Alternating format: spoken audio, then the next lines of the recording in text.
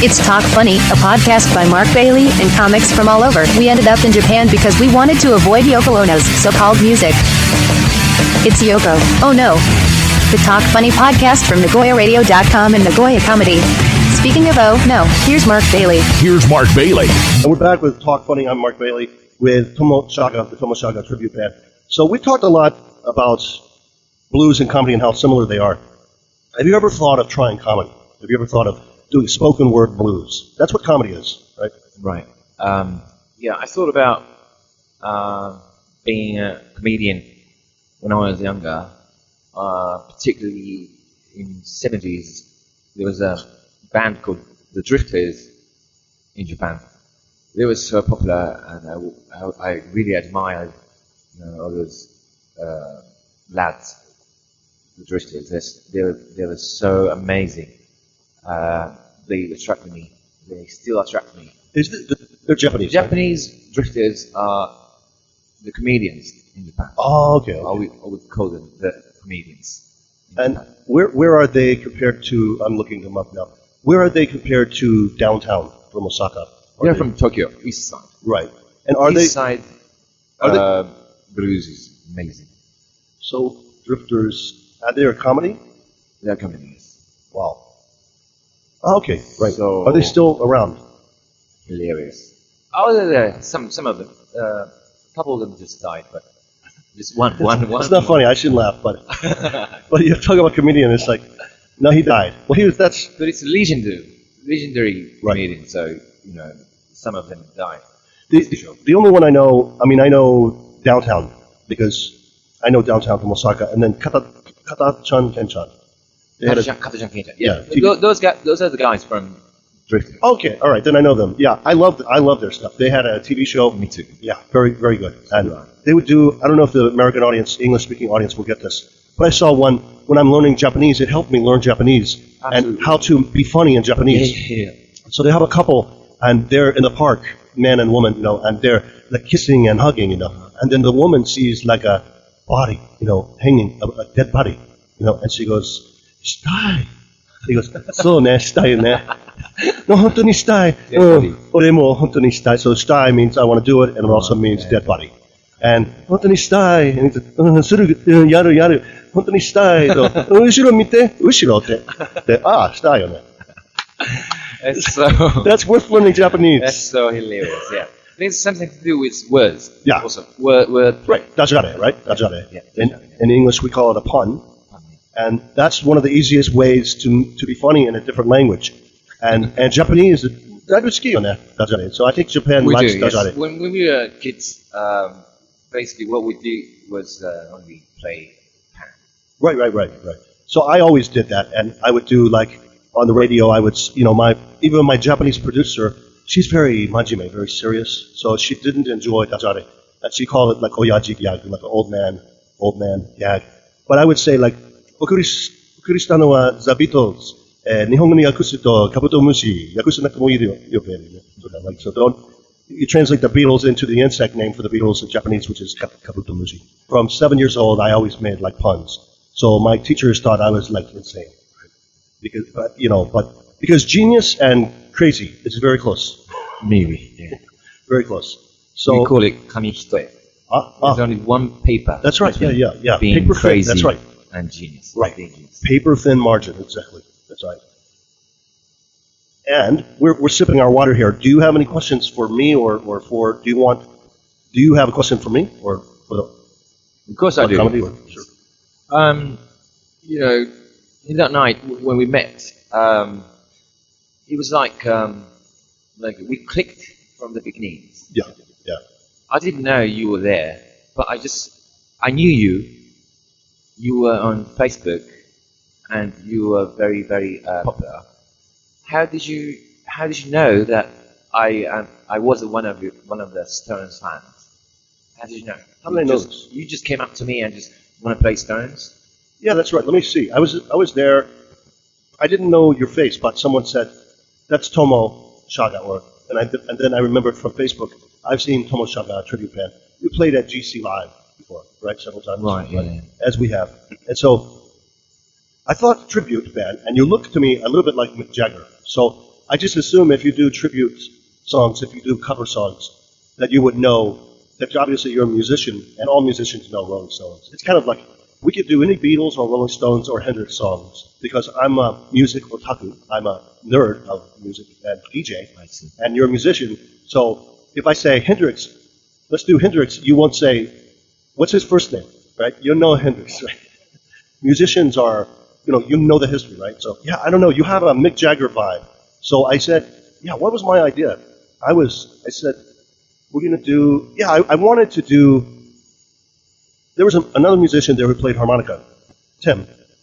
And I did blues with him one night at GC Live. And basically I talked about my wife, so it was, I don't have my iPhone app, but there's one where it goes, dun dun dun dun dun, dun dun dun dun dun. So he was playing on harmonica. And then I would say, want to tell you about my wife? Want to tell you about my wife?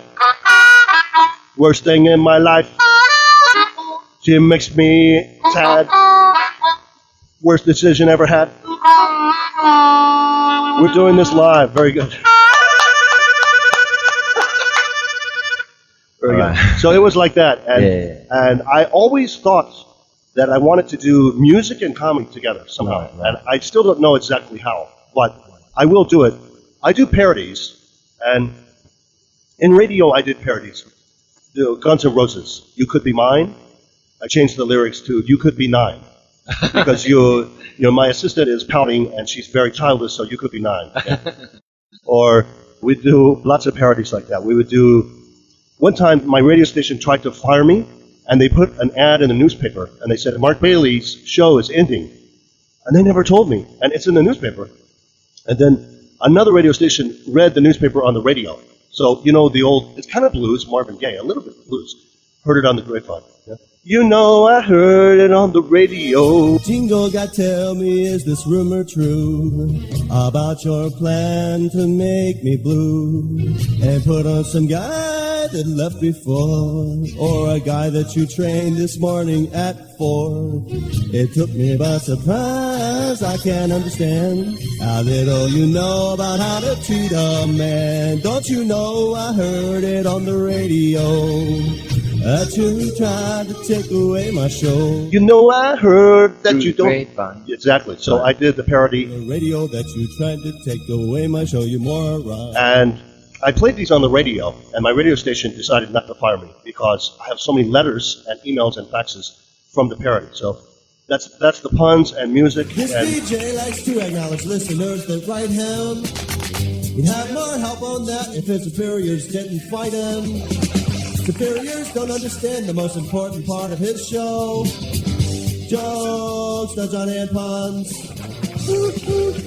Jokes, Johnny and puns. It's 2 hours of fun. I think I want to mix music with comedy, like Weird Al Yankovic does, but I'm not so good at music, so I haven't figured out how to do that. But I think that's why I approached you. I said, I want to try that, right? But it's hard to get everyone. We had no guitar player. We have no bass player. I feel it. No keyboard But it player. still worked. Yeah. If we had keyboard, at least keyboard, but we had no keyboard at the club. No. But if we had keyboard, drums, harmonica vocals, that's enough, I think. I think drummer and singer can sort it out. Yeah. Well, we could do hip-hop, but hip-hop is for, basically, if you're angry. I'm not angry, I'm sad, and I'm heartbroken. I'm not angry, I'm I'm heartbroken. not angry Yeah. either. So hip-hop is better for anger, and, rock is better for, I guess it's for partying, to have a party. So... yeah. Oh, I've got another question about you. You running the comedy show, and what is your plan for your future? Yeah, good question. Well, we started, I did it in the 90s. I've been here for 27 years. I did comedy in the 90s here in Nagoya, and no one else was around. And then I got discovered at Bottom Line. I did a comedy show. I got a job in radio, Zip FM, and then Radio Y, and Tokai Radio, and FM Mie. And went to do comedy there. And then we revived this 2 years ago. So our plan is, first of all, we write every month, do new material every month for comedians. kind of like in a band, you keep writing songs, keep writing. Yeah. And then we play at clubs, build a presence on Facebook and social media. We have Tumblr account and Twitter and Facebook and YouTube. And what we want to do is, in the future, the comedians that I like in the U.S., the very famous ones, we want them to come to Japan and perform with us. So it's like if you go to New York, there are some famous comedians and you know them. So those comedians are the Nagoya. They're like it's their territory, right? They are the shogun of New York, and then Los Angeles has some comedy shoguns, right? We want to be the comedy shoguns for Japan. Yeah. And we played Osaka, Fukuoka before, and we want to play Yokohama. I love Yokohama, very nice place and good for comedy. We want to play Yokohama, we want to play Japan. And we want to be famous enough with this podcast. We want the comedians in the U.S. to know us. So when they come here, they play with us. When we go to the U.S., we play with them. So that's kind of what we want to do. And we want to be known as, we want people to know that you can come to Nagoya or Osaka and you can hear English language comedy. And that we're not amateurs, we're professional. We're getting paid money. In America, there's so many open micers and they play for free, right? Sometimes they pay money. So I remember, so that's what we want to do. And I want to ask you one more thing. Are you familiar with a lot of bands at clubs, like, for example, Huck Finn and some other places? I've heard recently that a lot of the bands, young bands that play there, like they have to pay money. Do you know about that? Yeah, they do. They do actually. Outrageous. That's crazy. It is actually. But here in Japan, they actually pay money to appreciate how they are being there. Right. And we started our band, so let me hand. Like can I have attention? Even having attention is to have, is to pay money. Right. For the venue. Yeah, it's happening in the U.S. with comedians also, and it's called pay to play. And so I guess my future goal is when I go back to America, I want to get back into comedy there, and I want to get paid, just like I'm getting paid here. So we have to keep our reputation up here. So when we go to America, we're a guest, on a comic stage, and we get paid like a guest, right? But we have pay to play in America. It's happening a lot in comedy clubs. So if you want to do open mic used to be free, just to do it, and you don't get paid, but you don't pay. No.